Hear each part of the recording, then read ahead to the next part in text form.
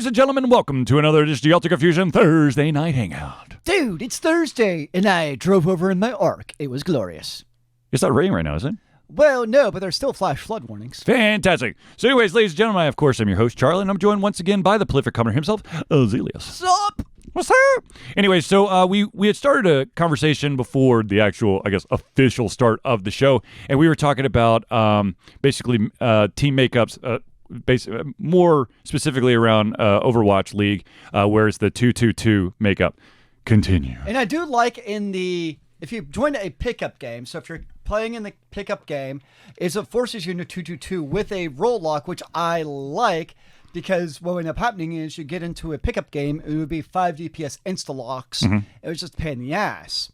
Now, what I do think is if you create your own 6-stack, meaning it's like 6 people you know, like I invite Charlie, Jay, Steve, and 3 other people, mm-hmm.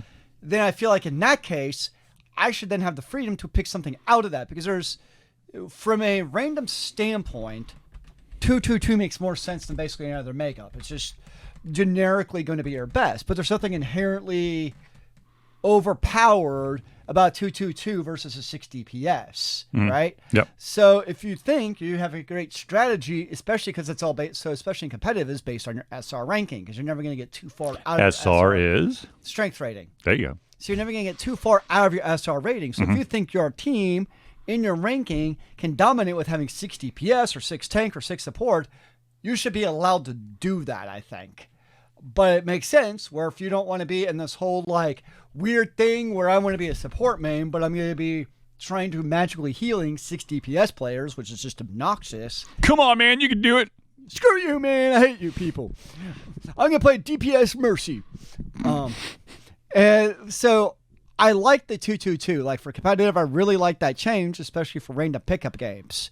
But I think if you create your own game, you should be able to customize your team however you want. That's just because at that point, that's your own choice. If you decide to make a 6 DPS, which is going to get face stomped by a 2-2-2, that's you and your 5 of your friends making that choice, which is totally different. Isn't this like part 2? The first picture turned out like, I don't know, it was like... Not good. Yeah. Like apparently I was waving... Sorry, I'm trying to take a picture so that I can post it online. Yeah, I play Mercy as my main too, and I love playing Mercy. But yes, the problem is 5 DPS don't protect you really well. I'm like damn shield to like, Ryan, save me! Or like, Narissa's shield or something. So that's... As I'm playing a lot of Mercy or like Moira, I appreciate 2-2-2. So, yeah, but it's just the staleness of... But I also feel like it's... I don't know. I feel like it's an FPS problem. I know we've had the discussions about like what works best for a esport in general. I just feel like a MOBA has a much better longevity, long run than an FPS. It's just kind of my feeling, particularly from a observer perspective. Well, I mean, the thing that we kind of touched on in a previous episode was the fact that when it comes to like a MOBA versus a first-person shooter, a MOBA, you are going to be looking at a like 3/4 like top-down view of the entire games, but you're going to be bouncing around. Yeah, you might get closer to just like over the shoulder, but it's a lot easier to like, catch up on the action. Now, of course, what I stated in your previous episode, which I'm pretty sure no one would go for, but I think that with the first-person shooter, it needs to be recorded and then produced so that you have this seamless bit of action where you're not missing out on things. Which, you're like, but I want to watch it live. And so Jay Steve asked, what is the solution to the staleness? I think part of the problem is it's really hard to fix. I mean, you see Blizzard is trying making balance changes to basically go away from dive and not even end up in the double shield meta. And the problem is really no matter what you do with a game like Overwatch, then you're never going to get away from that meta. There's always going to be like a optimal number theory strategy in a video game, right? You get people who min-max. So that's always going to be a thing. We're going to get that maximum strategy. And really, you have 2 options to fix it. One is you do balance changes. So you usually end up nerfing characters, and people get pissed off about that. Hello, Brigitte. Or 2, you introduce new characters to break the meta. Tifu? True. Oh, true. You introduce new characters to break the meta, but then those characters are usually inherently overpowered because they're the ability to break that meta, and then people get pissed off, and then they nerf them to hell like Brigitte. So it's like, it's a hard challenge. I don't know what the answer is. I think the answer, honestly, is I just don't think first-person shooters are tailor-made for large-scale, multi-billion-dollar esports like a MOBA. I think that's really, to me, that's what it comes down to. For me, in a game like Overwatch, I played in spurts. So I'll play like months, and then I'll take months off and not play. And I come back, and the game strategy's fixed and who's strong and weak, but I don't mind as a player. So that, to me, that's how I feel. So as a game player, meta doesn't bother me. Especially at the lower levels, like below, like, Grandmaster or Diamond, you can make whatever damn strategy you want, really. I mean, there's a meta, but you can really win with any strategy if you're good enough. Why do you think they're making Overwatch 2? And what do you think are bringing it? Well, Overwatch 2 is supposedly, it's the single player part, basically. Mm-hmm. So according to what Jeff Kaplan said, it's weird. So Overwatch 1 Weird? is not going away. Anything they introduce in Overwatch 2, which affects multiplayer, people in Overwatch 1 still get. It's only the single player only stuff, and I'm assuming there'll be multiplayer in the single player. So I guess I'm saying player versus environment when I say single player. So we're talking PvE, only Overwatch 2 gets the PvE. So in theory, though, Overwatch 2 will still bring a large change to how PvP Overwatch 1 plays, to maybe inject some of that new life, to inject, to like kind of get away from some of that staleness, at least for a little while, to make new strategies, new metas, new characters. I imagine you'll probably see a lot of rework of companies, or not companies, of players. Mm-hmm. You see large changes. Heck, you might even see like a Team Fortress 2 type of thing where it can have various layouts for a character, which a lot of first-person shooters do. So I think that's Overwatch 2 will really try to fix this staleness, primarily because of the Esports League. Yeah, it'll be interesting to see how the multiplayer goes, honestly. Unfortunately, as we've seen, Blizzard has made a little bit of missteps in some of their games lately. Little bit. Just a little bit. So, yeah, I'm interested. I mean, I've really enjoyed playing Overwatch, so I'm hoping it goes well. Jay Stev, he asked, sorry, so what topics do you guys have for today? The topics that y'all want to talk about. So if you want to talk about, Overwatch League and the staleness or the issues with the meta, that's what we're going to talk about. I mean, we've got other topics. So I think maybe a better question, though. So I think it's a valid question of the staleness, what to do. Maybe the other way of looking at it, which I don't know enough about, what do games like League of Legends, which is older than Overwatch, is still extremely popular, what does a game like League of Legends do to avoid that staleness, to get people interested and continue to both watch and play years later? A bajillion number of characters and ever-changing tweaks to the layouts of the said characters. That's really what it is. I mean, the thing is, the more you can potentially customize, make your experience unique, the more, if it's done right, the more that the player and the audience gets pulled in. When we I know that we haven't watched or we haven't attended in a while the Smite World Championships. I mean, when like, oh my God, did you see that they put this item with this one and it has this effect I didn't even know about, and then But really, once again, to Overwatch, you chose in your characters. You can't do anything. Now you can always change your character, which I like that part of Overwatch. Yeah. Is the counterbalances. But by and large, once you've kind of chosen your team to start with, you usually kind of stick with it, unless there's like a really hard counter. You're going to kind of stick with who you started with, unless you really need to change it. Versus, like, as you put it, like League of Legends, you buy your items in game, which can change how your character plays. Are you going to be physical damage, or are you going to be magical damage? Or are you going to penetration, or match? Different ways to play your same character every match. And then you might have to, basically about face halfway through where you thought that you're going to need extra penetration, but instead you're getting your ass handed to you, so you got to go heavier. Well, what about this? So you also, so game like League of Legends, it combines the player versus environment element into it in an interesting way. So like going back to Smite, we could see some turnarounds because the team who was losing maybe killed the dragon unbeknownst to the other team. Right. Which then all of a sudden, like, they now leapfrog the other team with experience because they pulled off this crazy coup. They just don't have that necessarily in a purely PvP game. Well, definitely not. I mean,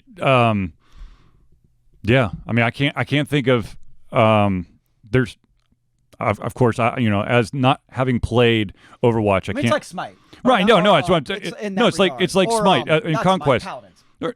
Paladins. Overwatch and Paladins. Right. Yeah. Those two. Yeah. No. But like Smite, like when you when they take down the Gold Fury or they take down the Fire Giant. Yeah. And that could completely tip the scales. Jay Steph said, what if Overwatch added another class to balance, like maybe change the character abilities to add depth? Do you think it's the depth of options? I think it might not be the depth. I think it's the limited combinations that 6 players can do.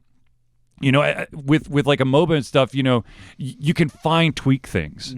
And I think that's really where, people put their heart and soul into it, because you're not playing generic DPS person that has pretty face.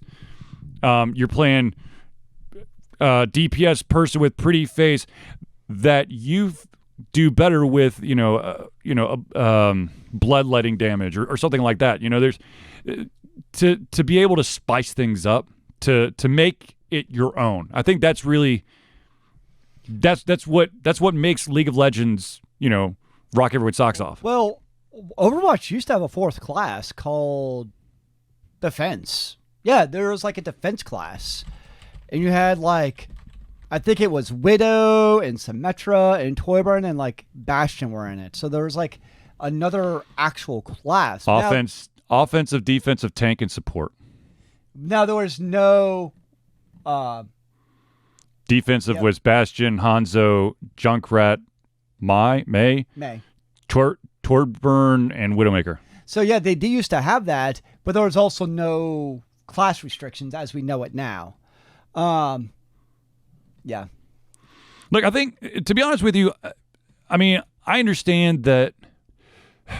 Here's the thing.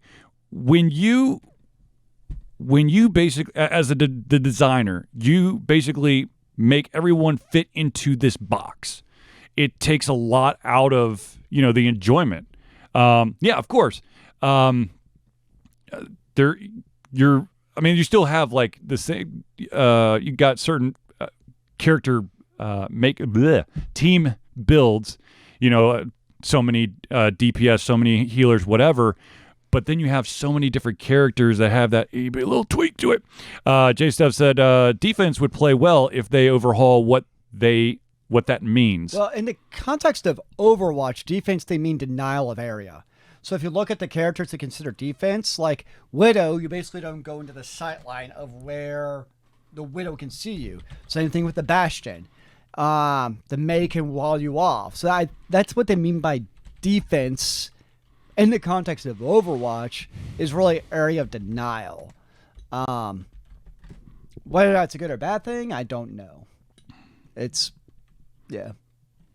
Well, I mean, the other thing is, you look at League of Legends, you look at Smite, you look at Paladins, even Paladins, where, sure, sometimes there's some weird ass like curveballs they try to throw in there, and maybe they'll pull that shit out almost immediately, like in oh my gosh, what's the big name? A Fortnite. They made some change. Oh, they put mechs in there, I think, and everyone's going no, or they stopped you from surfing the torpedo, the bazooka, the missiles. You know, you sometimes you got to do stuff like drastic stuff to kind of spice it up. Some of it works, some of it doesn't, you know? But I feel like Overwatch is like, we had another character. Well, I mean, that's also kind of Blizzard mentality of very slow incremental changes. I mean, Blizzard is not a company known for making constant changes. And then you look at the new CCG that Riot did, Runes of whatever it's called. I always want to call it Runes of Altera, even though it's not. What is it called? Runes? It's called Legends of Runeterra. Okay, thank you. Wow, not even close. Legends of Runeterra, where they've already basically said like every 2 weeks they're coming out with a patch, a little patch and then a big patch. Well, I think so you already know like every month there's going to be changes. Right, but I think that actually the constant fluctuation, the constant reworking of the system. I think that's what really works in a highly competitive esports environment, whereas that slow burn, we're going to make sure everything's perfect, and then we'll give you 3 inches of the mile-long thing that we're actually trying to build for you. That in esports is so fast-paced, you can't do that approach. Well, maybe I wonder if that's maybe part of Blizzard's World of Warcraft experience, because you think about WoW, and the number one rule of WoW was all classes were basically equal, right? Nobody was the superior healer, nobody was the superior tank, et cetera, et cetera. So they're very intentional about making sure their changes, nothing was crazy. You want to make sure everybody's balanced. And maybe they went too far with that in Overwatch, where they're so hesitant to make changes. Because they don't want to show any disadvantages, because then someone's going to get their feelings hurt. Yeah. J-Stev asks, so why is Widow DPS when she doesn't really DPS? Well, makes no sense. She doesn't really fit it because, I mean, right now is the official classes. You have DPS, tank, or healer, because Overwatch no longer officially has a defensive class. Right. So that's really what works. That's just because they did away with defense. Oh my gosh, brain just went. Paladins?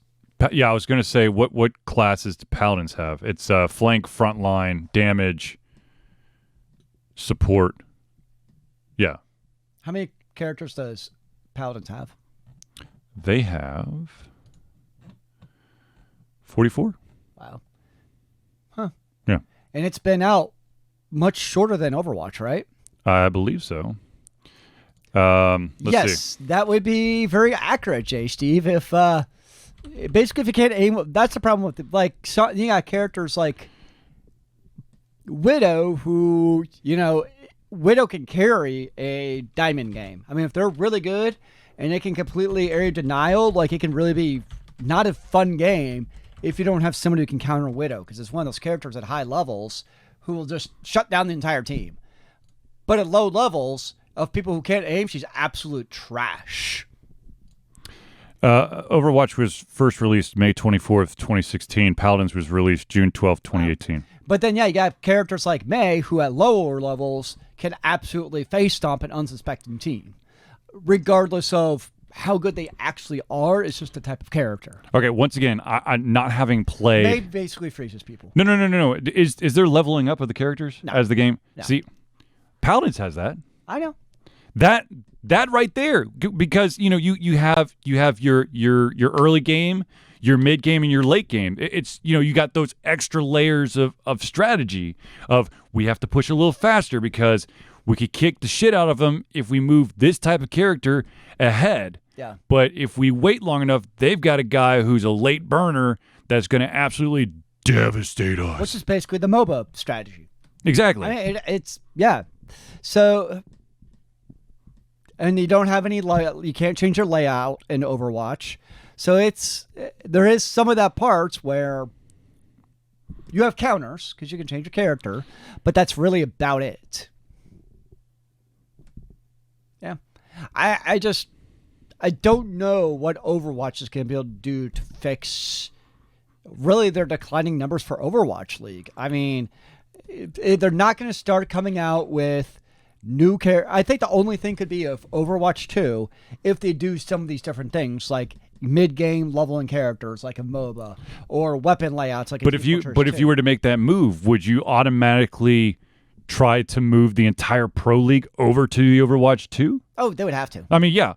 Jay Stev said Overwatch is MOBA light mixed with the FPS shooter. I would go one step further and say Overwatch is more like an extra light MOBA mixed with an FPS. I don't really see much you have a MOBA. It's just an FPS shooter to me. Well, I mean, yeah. But yeah, it's I think unless they do something drastic for Overwatch 2, there'll be a slight bump when Overwatch 2 comes out regardless in Overwatch, just of because course, it's shiny and new. It's a AAA title. But for that longevity of the Overwatch League, unless they do something to really spice it up, you're going to see the same trend now where it starts out hot and awesome, but it's going to become stale again.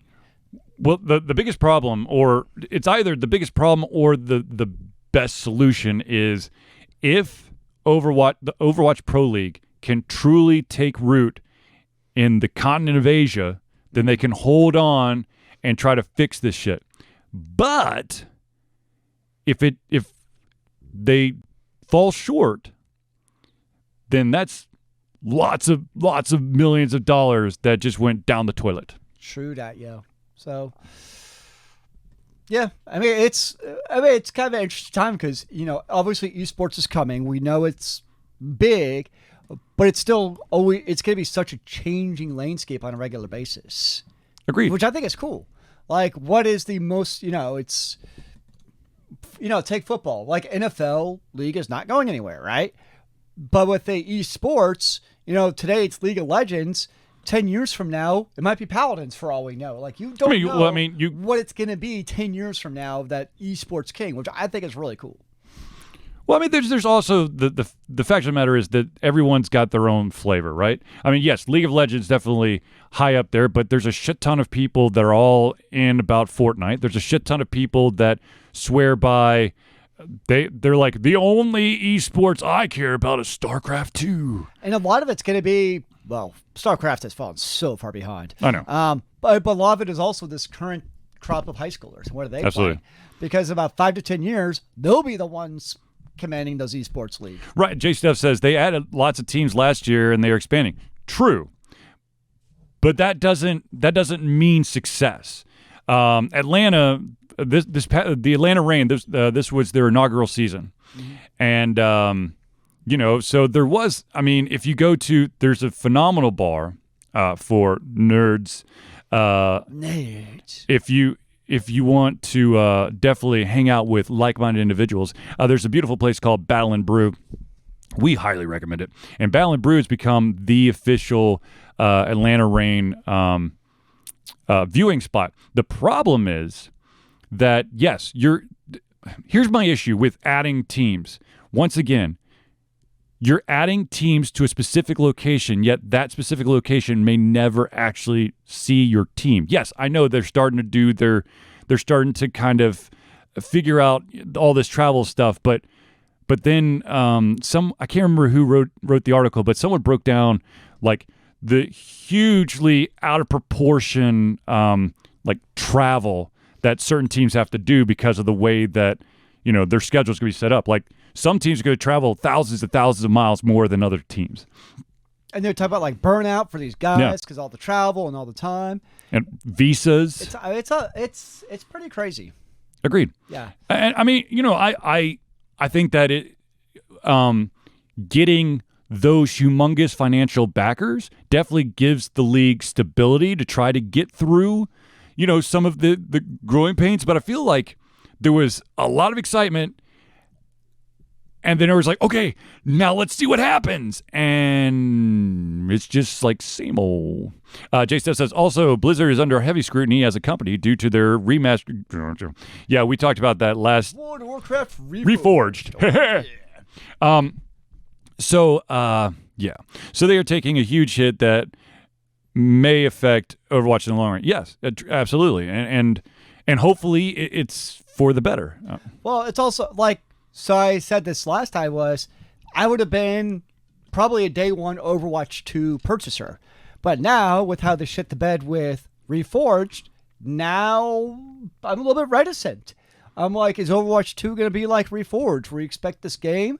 Or is it going to be more like, are we also looking at the Diablo 3 fiasco all over again? Where, unfortunately, Blizzard used to have the benefit of the doubt. That was before they joined forces with Activision.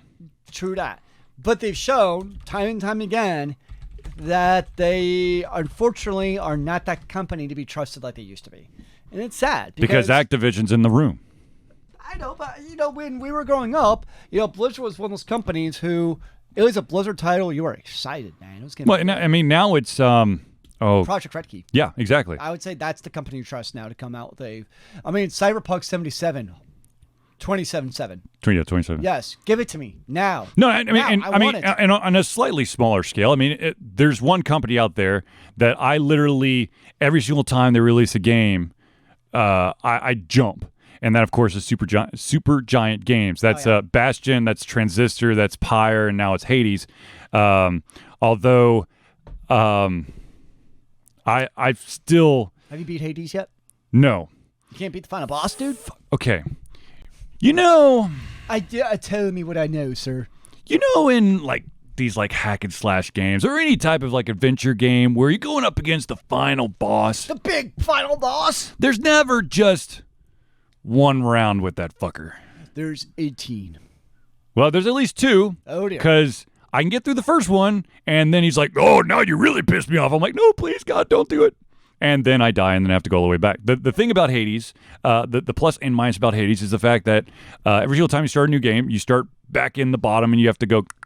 Do you keep your stats or anything? So you keep your the only thing you keep is you have these accessories that you can equip, and they will level up as you go through. They will retain that level. There's a maximum. I think it's level 3 is the max. And so you got that, and then also if you befriend the gods, the Olympians, they'll turn around and give you a better buff. Or there's also you can also unlock things to make you a little bit stronger, give you an extra chance if you die, or maybe you gain extra. Whatever the currency is, sure. So there is that type of thing. But I still love the game. Whatever. Jay Stuff says CD Projekt Red is super smart with holding on Cyberpunk because they know if this fails, it would be huge, and they can tell we really care about the game. Exactly. But I just love the fact that to the casual observer, it literally looked like. CD Projekt Red and Square Enix are like, look, here's the deal. Final Fantasy VII isn't ready, and it looks like you want to hold on a little bit longer. Okay, cool. So we'll take your date, and then you push yours back. Cool. Okay, cool. The reality is, for pretty much every game, I would rather they released. I'm not talking like the Duke Nukem Forever syndrome. 11 years? Was that right? Or is it 13? It was too many. Whatever it is, I would rather they take their time, spend that few extra months, not 13 years, getting the game into the state it should be. So it's a quality game. And I think 15 years. Jeez. And I think most video game players are kind of in that realm. Now, what's key, though, is in both these cases, it's an established developer, right? Agreed. So yeah. Red Key and Square Enix, people are going to stick around for their games. It's a lot different than a small indie developer where they might not be able to wait that 6 months, right? Their doors could close if they don't really release the game in 6 months. Whereas these bigger developers, they know that they have that. They have a little bit more. They have more wiggle room. Yeah, they got a little bit more wiggle room to be able to do this, but I think it also garners, honestly, the goodwill of the gamers that we know it's going to be a good game. The key is also, of course, not waiting too long so that it becomes a game we don't even remember exists. You mean StarCraft Ghost? Dude, I heard it came out last week. Oh my God. Awesome. You basically got StarCraft Ghost, or Duke Nukem on one end, and then you have Assassin's Creed Unity on the other, where it should work. Or what was the Batman one? Was it Arkham Knight? It was one of the Arkhams. Where literally, if you got into the Batmobile, you were fucked. But apparently, it was a great game otherwise. Oh, yeah, absolutely. If you toured the city by foot, you're fine. Just couldn't. Maybe that was a hint, dude. Maybe the Joker had like put a bomb in the Batmobile, and it was just a sign like, "Don't get in it, man." No. So that when all that shit came out, it made me immediately think of the huge ass bug that happened in Skyrim that I got stung by, and that was if you accidentally toggled the tracking on one of the quests, you were forever being followed, and you could not fast travel anywhere. Aw. What if you killed that character? Could you die? You could die and then reload your save game, but that thing's already going to be on there because there's an autosave. So you're still screwed. Because you'd be in the middle of the wilderness. There ain't nobody around. You can't fast travel. Someone's looking for you. There's a ghost. And then there was they finally came out with a patch, which basically the first thing the patch did was they knocked all of the follow quest things. And if you accidentally toggled that one back on, you can no longer fast travel again. But if you toggled it off, you could fast travel again. Silly, crazy things. But yeah, I mean, the thing is, if you have the support of the gamers out there, and in the belief that you are making something that is going to be amazing, then they're going to stand by you. But, you can't drag it out too much, and you can't try to shove shit out super duper fast, which I know in this day and age, a lot of companies, they have these hard deadlines, and they don't have any wiggle room. But when you're an established company, I understand there's, the bottom line and all that shit, but I personally, I'm not the owner of any of these companies, but personally, I would rather have a game that in the long run will make me more money than just, everybody, everyone's going to buy it because there's the hype and then everyone's going to hate it. Well, there's also misgauging a game's maybe completeness. Like Agreed. With Bethesda, ESO, Elder Scrolls Online, I think is a good example. Oh, God. I honestly think when Bethesda released ESO, they thought it was a good game. Shite. It was not the best game when it came out. Now, ESO was turned into... How about Final Fantasy 14? Yeah, not Realm Reborn, but the original. That is actually a really good one. So, for those who don't know, Final Fantasy 14 when it came out was not a very good MMO. So, Square was like, okay, let's redo this. And that's how you got Final Fantasy 14 A Realm Reborn, which basically reborned Final Fantasy 14 was basically like, might as well be called Final Fantasy 16 at that point, because it was basically a new MMO. And then Final Fantasy 14 is basically regarded as probably the best MMO today. Many people would argue it is. Now you're always going to have other MMOs in the running, but it's always one of like the top, 3 MMO list as far as what's good. And it's because, but again, they had that luxury. If another smaller developer had done that, their doors would be closed. Yeah, they wouldn't get a second chance. Yeah, where Square Enix had that capability of like, okay, we shot the bed with this. We're now going to basically remake the entire video game. And it's paid huge dividends because it's also, it's basically what? That and World of Warcraft are really the only 2 paid MMOs now. I guess you could is Eve still paid? Yeah. So you have Eve. But for the classical fantasy MMO genre, it's really Final Fantasy 14 and World of Warcraft are really about it. You want to talk about if you want to talk about a game that had a lot of promise and they had a lot of internal issues, but they kind of stumbled out of the block. The game was not mind-blowingly amazing. It was good, but it wasn't like earth-shattering. It's a game called Kingdoms of Amalur: Reckoning, which came out in 2012. It was developed by, oh Lord, what was the 38 Studios. Was this the Kurt Schilling company? Yeah, it was the Kurt Schilling company, and it had R.A. Salvatore as one of the writers. I mean, it was huge. What is R.A. Salvatore known for, sir? Oh, for fuck's Forgotten sake. Realms, Trace T. Thank you. The thing is, they had a lot of potential, but because they were a new company, they couldn't do it. Jay says, how do you feel about all these live service games coming out so unfinished, especially when the community calls them out? Are we talking like early access? No, Like- the fact of this is the way of business. They're going to try to push out a game. They're going to try to push out a product to you as quickly as possible, and then they're going to keep their fingers crossed that you stick with them long enough for them to iron out all the kinks. When you are like an Activision or an EA or an Ubisoft or whatever, you have a lot of wiggle room. When you're a smaller company, you don't have that wiggle room, but you got to hope, the grassroots, man. It's basically the new business model is you basically release a game in beta. And you call it what is it called? Early access? Thank you. You call it early access, but you call it whatever you want, right? It's all the same thing. Or it's a game comes out and it's not finished. That's just seems to Anthem. be.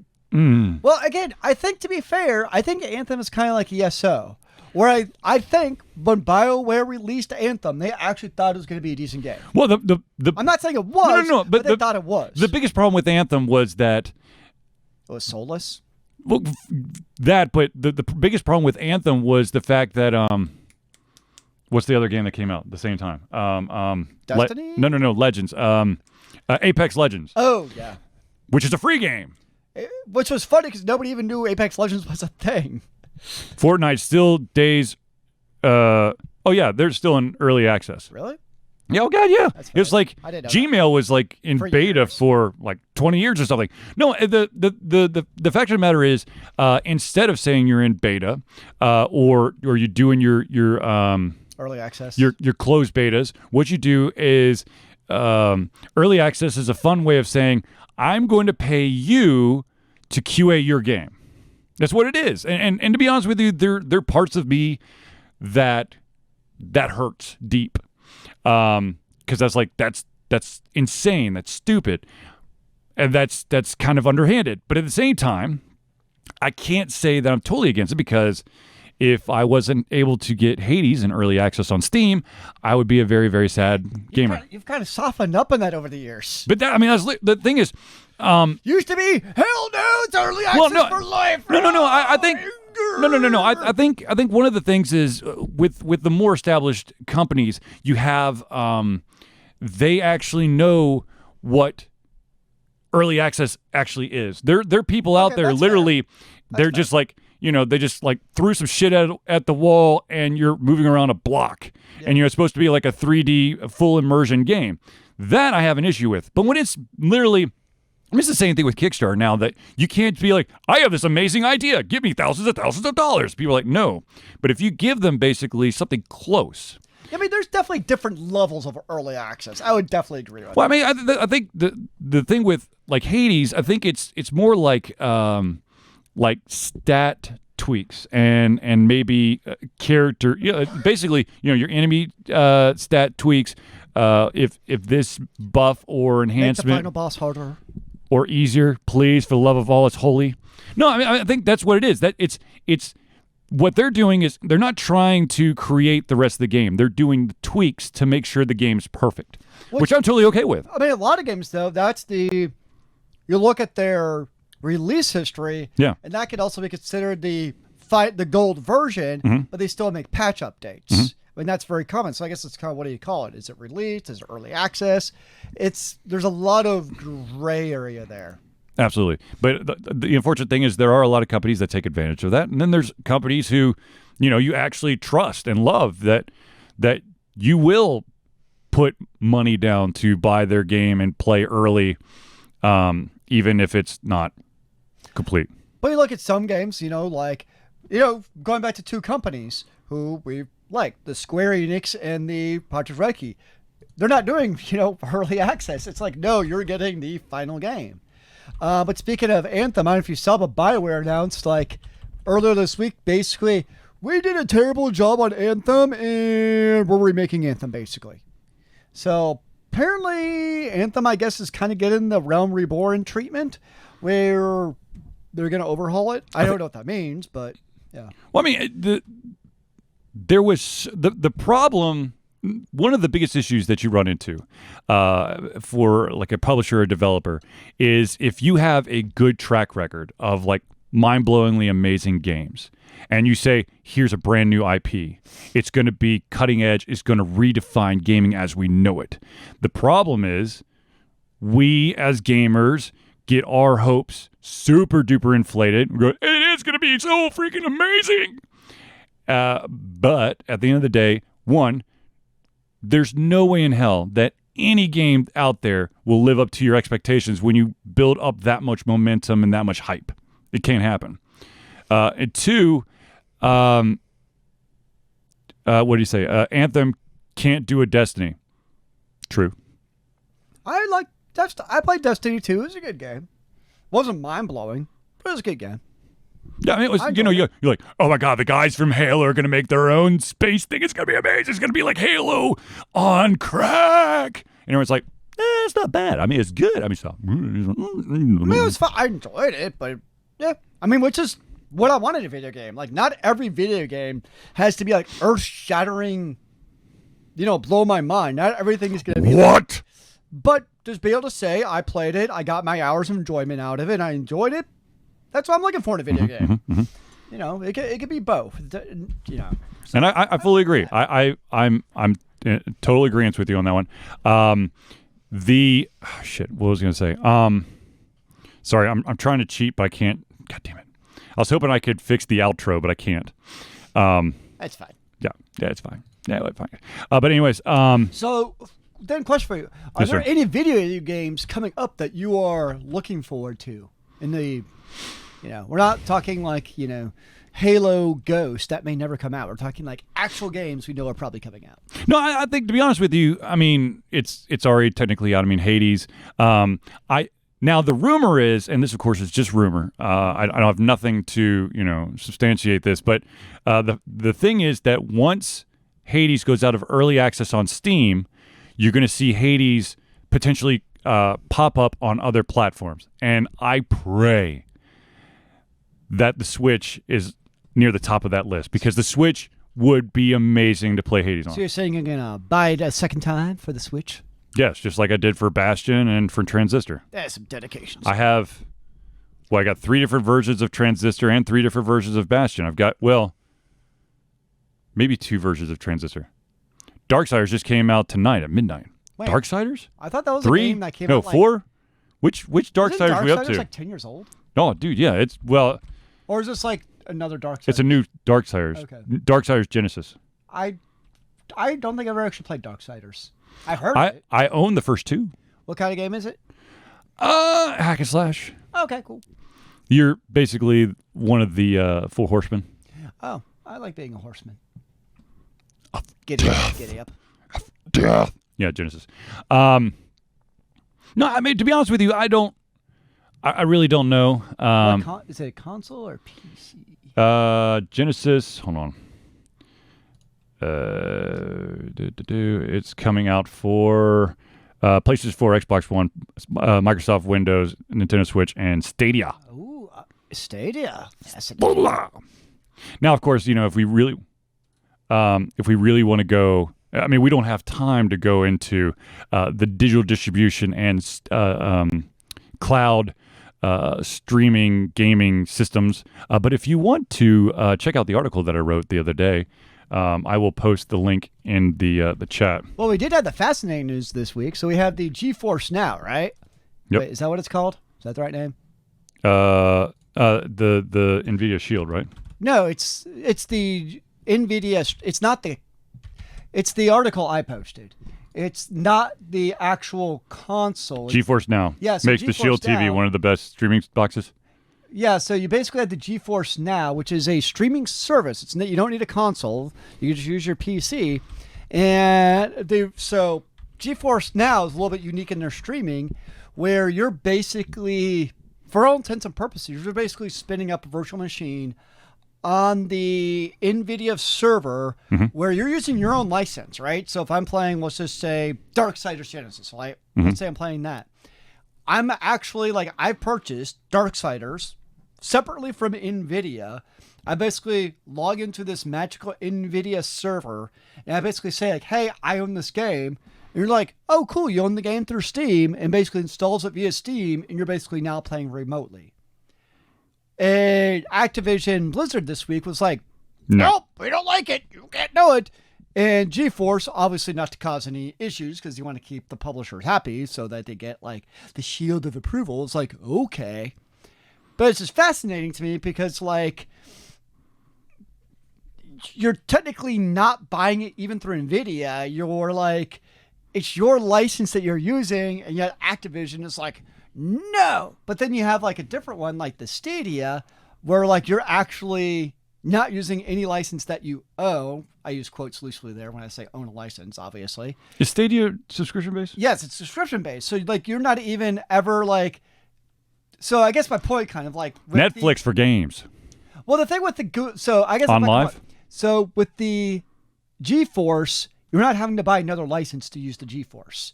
You buy your license for your PC, which you can now also use with the GeForce Now without buying another license. You know, Microsoft has been trying to do that. What is it called? One platform. Versus the Stadia, where you now have to buy that again because it's a completely separate service. Well, technically, Stadia. I mean, you're not buying the game. You're subscribing to the service to allow you to have access to. Yeah, the it's game.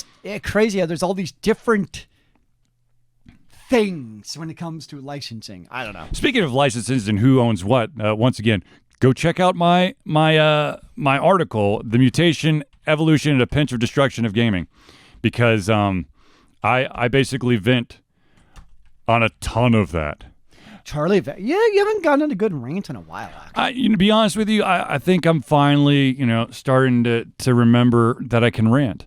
To be totally honest with you, I mean, I wrote that article, "The Mutation, Evolution, and a Pinch of Destruction of Gaming," and then before that was these dang game genres and their different ways.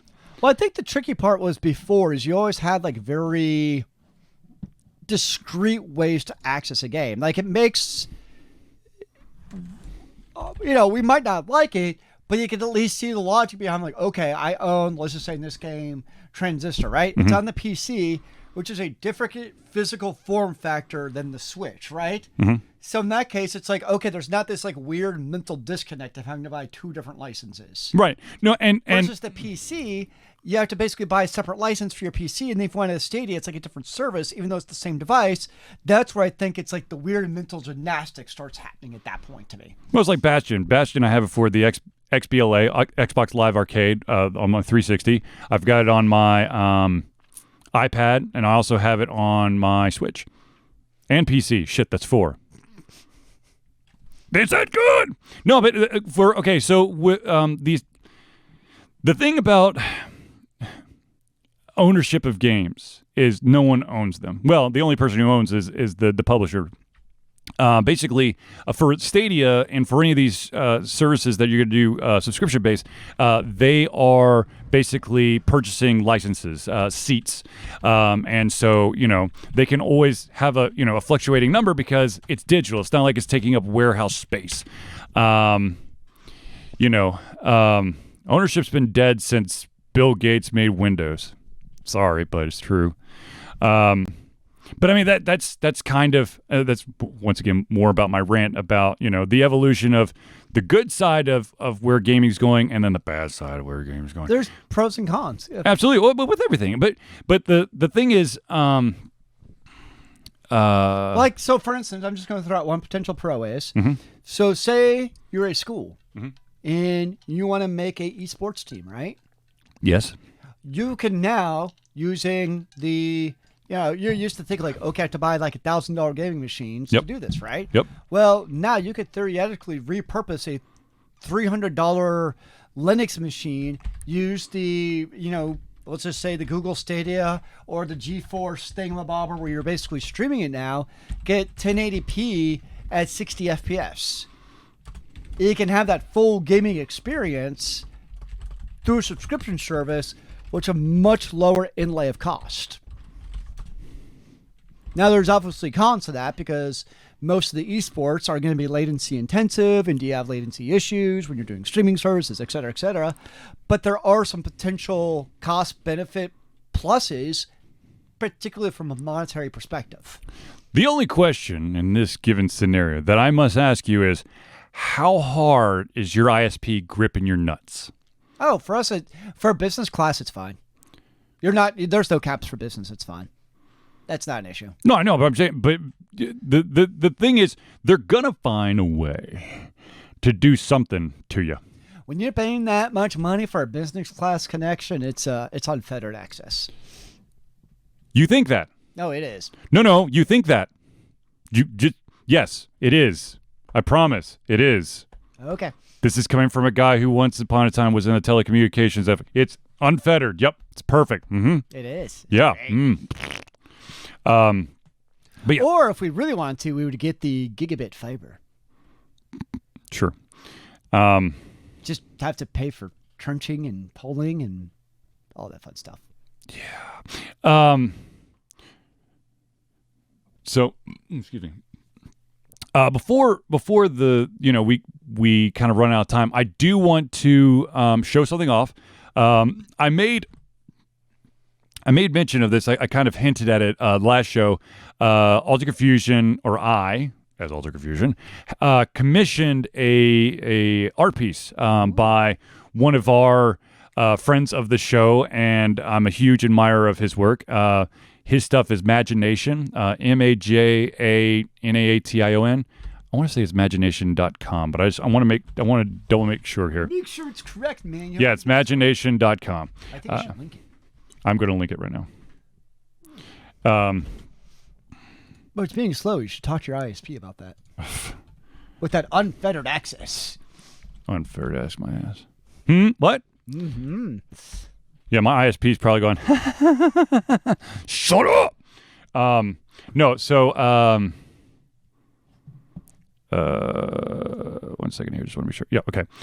So the art piece came today. Ooh. And I have not opened it yet. Ooh. So it's in here, and I was not expecting it to be this heavy. Here, just...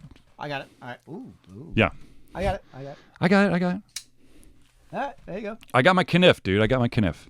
Which, by the way, if you're ever in the market for a kniff, or as some people will call it, a knife, we do have a friend of the show. I don't know what her screen name is these days, but she is the knife connoisseur. She will get you pointing in the right direction. A pointy knife. Yes. Live opening, ladies and gentlemen. Let me show you what's inside the box. It's a box. Ooh. Does the box have a drawing inside? Oh, no, this is a different one. Shit, this is the wrong one. This isn't it. What the fuck? Well, that was a letdown. It is a letdown. Shit. Look at that box. This is not what I was. Fuck. Man, you got my hopes up. Man, Hold on. I'm out of here. Hold on. Then it should be here. No, like I shit you not. I thought this is Look at this thing. Part-Time Gods second edition. This is a By Third Eye Games. Yeah, it's what's his name? Eloy. I got confused. That it's an amazing game. I got to play it at AndoCon a couple years ago. Now I'm pissed because I got all kinds of excited. Motherfucker.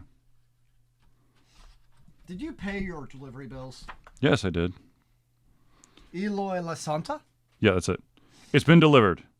Okay.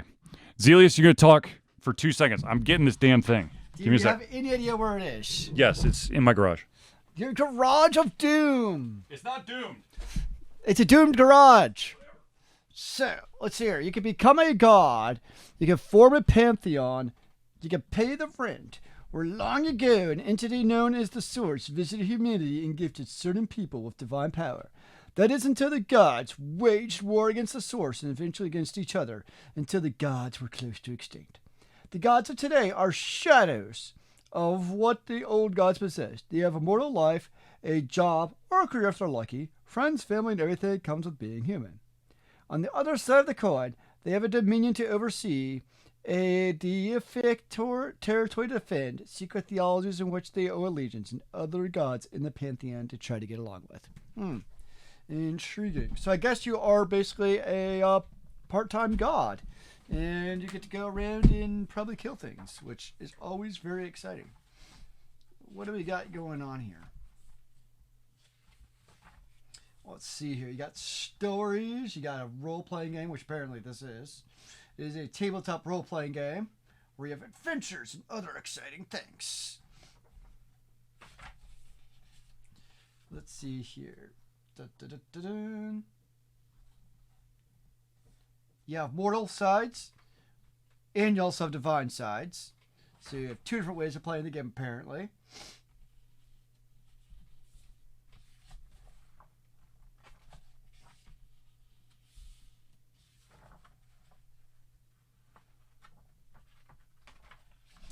Intriguing. I wonder if Charlie's ever actually played this game. Alright, so what else has been going on Discord this week? I have no idea. So we had that. We had, let's see here. Hades, which Charlie's been playing. You have the Overwatch, which continues to gain momentum or not. Charlie's rant. Yeah, that's about it on the Discord. I'm sorry, I'm not nearly as good at rambling as Charlie here, so we shall wait shortly for Charlie to get back to the show.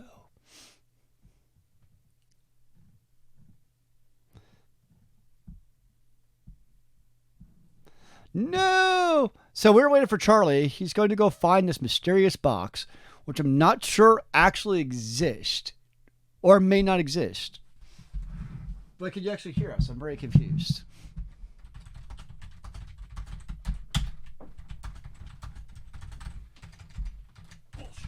Did you find it? Yes. UPS fucking Did you leave it in the rain? No, they didn't. would've been bad. They left it in the mailbox. Hold on. Oh, so it's bent? For some reason the stream disappeared off my phone on computer now. Okay, good. Alright, so we have... Now I'm fucking out of breath because I sprint all over the damn place. All right. I was wondering where you ran off to. Well, I checked. I thought maybe you went home or something. No. I am home. No, I checked. It was it's in the garage. So I looked it all over the garage. I'm like, nope. So I go to the front door. It's not there. I'm like, son of a bitch. So I go back to the garage. And I'll see it. And I was like, you know what? Fuck it. I'm going to run down to the mailbox. Barefoot. Fuck it. Good exercise. All right. So here we go. Ladies and gentlemen. That's a much lighter box. Yes. The commission art piece for Alter Confusion, which I will be framing soon, very, very soon, because I want to protect this. But here we go. Oh. How awesome is that? That is pretty epic, yo. Nice.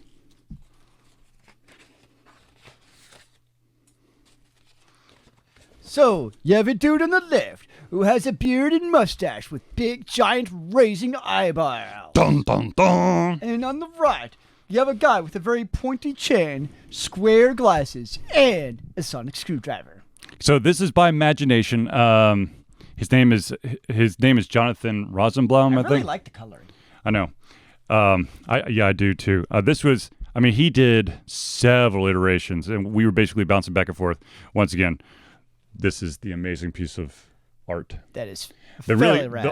real awesome thing is that the Alter Confusion AC is right between. I'm so happy that I decided to commission that. So,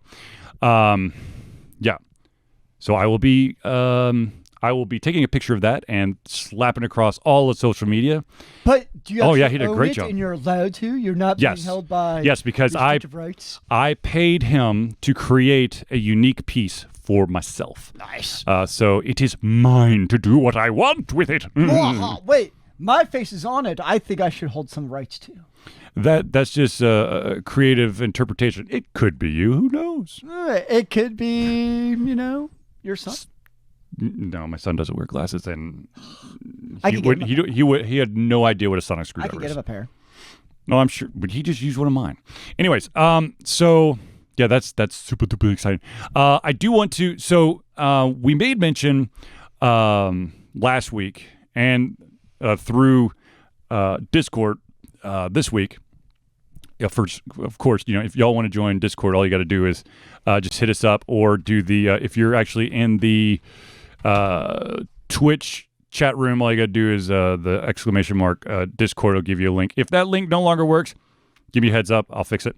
But basically, something that I have basically been wanting so bad is the Locke Key series on Netflix. Oh, yes. And of course, I just have not had time. I unfortunately found out that I have a slight allergy to almonds, and having an entire breakfast, a bowl of cereal with almond milk, apparently did not do a tummy well. I feel like the good lesson learned here is just don't eat breakfast. I have to eat breakfast, otherwise I'll cramp. But that's besides the point. So anyways. Menstrual cramps? No, dumbass.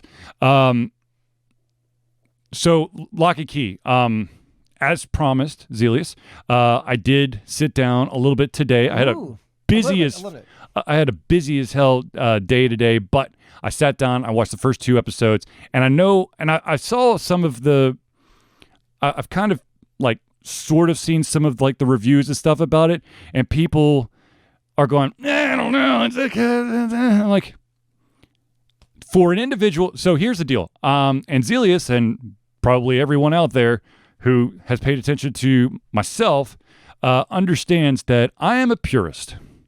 If you're going to make something from an existing property, I want it all. I don't want you to pick and choose about, a different piece of shit. That being said, I was totally okay with Game of Thrones simply because George R. R. Martin was working hand in hand with them. The Harry Potter movies, to this day, I still have a huge ass issue. Less near the end of the books, but the first ones, I want to punch them in the face. So Locke Key, of course, was Joe Hill was part of that. Joe Hill, of course, is the son of Stephen King, and like I said, I've watched the first 2 episodes, and I have to say, I'll fully admit, I have not read the entire Locke Key series in a while. I own every single one, the hardback versions. You read them all? Yeah, okay. Yeah. Oh God, yes. The last one it took a while between. I think there's 7 books, so I think between the 6 and 7, there was a good chunk of time that passed. But I know the entire story. I like the character choices, and for me, it's when you know a story so well because you've basically learned it through another medium, there is part of me that kind of dreads certain moments because I know where they're going to go. Yeah. But at the same time, like, they did it right. So for those out there who don't know, Locke Key is basically about a family that lives in, I can't remember what the small town in Massachusetts is, but there's this house. Haunted. No, it's called the Key House. And basically, inside the Key House, there are doors that lead to things that doors don't usually lead to. And you can interact with them utilizing different types of keys. There's a key that basically you unlock a door and you walk through it, and your spirit leaves your body and you can basically move around the spiritual world. There's a key that the holder can say, I want to go here. And as long as that place has a door, you can magically go to that place. What if there's no door? If you say, I want to go to the top of Mount Everest, you couldn't do it because there's no door at the top of Mount Everest. Can I build a door? Sure. I guess. I don't know. There's one that will change your gender. There's one that the key, here's the really spooky thing. The doors or the keyholes don't necessarily have to be in actual doors. Like one of the keyholes has been in a mirror. That when you unlock it, basically... Could it be like in my arm? Actually, the back of the neck. Okay. And actually the heart. Oh. So, for me, now, I've only watched the first 2 episodes, and there's more to go, but I'm happy. How many episodes is it? Let me double check here. It's usually probably like 8-ish. Yeah, I feel like that's usually the fun little ballpark number that they throw at you, but I want to... You know what? Oh, that works. I can't. I'm trying to like slightly type upside down, and it's not working for me. Oh, you could always go watch Sonic also. My kid is dead set on and dragging my mother-in-law to go see it. 10 episodes. I want to see it. Oh God, I want to see it. Locke Key has 10 episodes, okay. And each episode's about 45 minutes long, I believe. Nice. But yeah, I at this point right now, having only seen 2 of the 10. I like what I see. You're happy with it? Okay, cool. Yeah. Now, of course, ladies and gentlemen, now that we're kind of winding down to the end of the show, I do want to do a couple house cleaning chores. House cleaning chores. Yeah. That, of course, is, ladies and gentlemen, of course, if you are in the Atlanta area, May 21st to the 24th, I highly recommend, I require your attendance and attention at MomoCon. It will be happening at the Georgia World Congress Center, Building B for the first time, which is going to be a much bigger space than before. It was in A previously, but MomoCon, once again, will be happening the 21st through the 24th. We will have a fan table there, and currently we are in the, I guess, the process of having potentially having two, oh shit, that was wrong, panels. We may end up with 0, or we may end up with both of them, or we may end up with one. But I finally got the confirmation that they did receive the information from the other panel. The other panel being, of course, hold on, let me make sure I get the title right, because apparently you know the title. The title is called Avoiding Indie Creator Pitfalls. Join Altered Confusion and seasoned indie developers talk about pitfalls that come with creating your product. There you go, sir. Now, of course, that's one of them, and then the other one, of course, is video games changing for the good? Question mark. AKA destruction of the game industry as we know it. Mm-hmm. But we can't say that. It will forever be embedded into my soul, sir. Yes. Now, unfortunately, J-Steph, if you are unable to attend MomoCon, please be on the lookout for... I'm going to try to figure out ways to stream at MomoCon, and also while I'm at MomoCon, I will also be registered media or press. So I will be interviewing a shit ton of indie developers. I think it was 12 or 13 last year. I'm kind of aiming for the same number this year, even though that section is going to be even bigger. Because I want to give some love, some respect, some attention to all those amazing bastards out there that deserve it. Bastards? That's not very nice. Sexy bastards? Ooh, is that better? I like the sexy. Okay. So yeah, MomoCon's happening 21st to the 24th of May. There, of course, is the convention that's happening in September? August, which Zealeus will be continuing his cosplaying ways. Dragon God! And I am currently in the process of trying to sweet talk one specific lovely lady to see if maybe I can jump back into the ring with a fan table. Oh, dear. Or fan table press, or fan table press panels. I know that I have to fly solo because Zealeus, he does the convention. He doesn't work it. He does it. Dragon Con is work when you enjoy it. Booyah. But anyways, so I think those are the two things that I needed to say immediately. You could split a table with Mr. Campbell.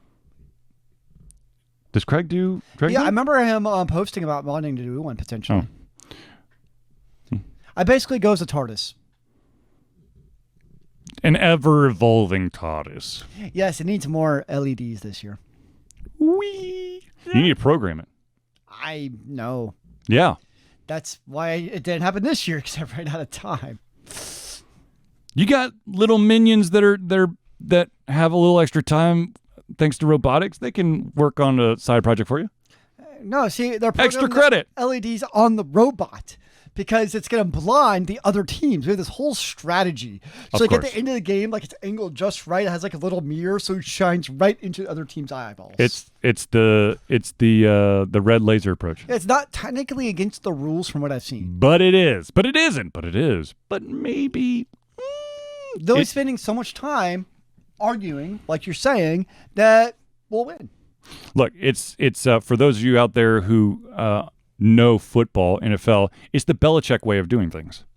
It's probably not illegal. I mean, it doesn't seem to be strictly in the rule book. Now, of course, when we do it and you say, oh, no, that's not good, we'll stop doing it. But until then, we'll do it. And then they make a rule aimed just at you next year. Yep. So Next Thursday. I should be next Thursday. Okay. Of course, we'll continue to try to do every Thursday, as long as health stays in the equation. There are some. We've had like 3 healthy weeks in a row, man. 2. I'm getting my hopes up. I know. We're going to try to work for 3. There are a couple, as you may have noticed, this is a new look for the show. I hope that you like this look. So much red. It is a lot of red, but that's Altered Confusion for you. I thought it was Bulldogs. No. Atlanta Hawks? Okay, I could compromise. Or the Atlanta Rain if you want to. But there are going to be some small tweaks and whatnot. And if you lovely ladies and gentlemen out there want to help with some of the small tweaks that I'll probably be performing during streams and before the Thursday night hangouts and stuff, by all means, hit me up. I know that I meant to hit up Zealeus today or maybe this past Tuesday about trying to see how we doing a remote interview works. Because I know that with the old machine that we had, it basically, if you tried to Skype and record at the same time, it no bueno. I saw like smoke come out of the back of your computer. I think that was just the preamp for the mics. Yeah, that was the preamp for the mics. That was fun. And I panicked so bad. My final solution was I took it and I threw it into the freezer. I remember. Yeah. Well, anyways, ladies and gentlemen, unfortunately, I believe we've reached the end of the Altered Confusion Thursday Night Hangout. I do want to thank everyone for tuning in to the Altered Confusion Thursday Night Hangout. So, for myself, Charlie, and Zealeus, it's been a pleasure giving you everything coming out of our heads, our mouths, and, of course, our hearts. We'll be back next Thursday for another Altered Confusion Thursday Night Hangout. Remember, kids, keep on gaming in the free world. Amen to that, brother.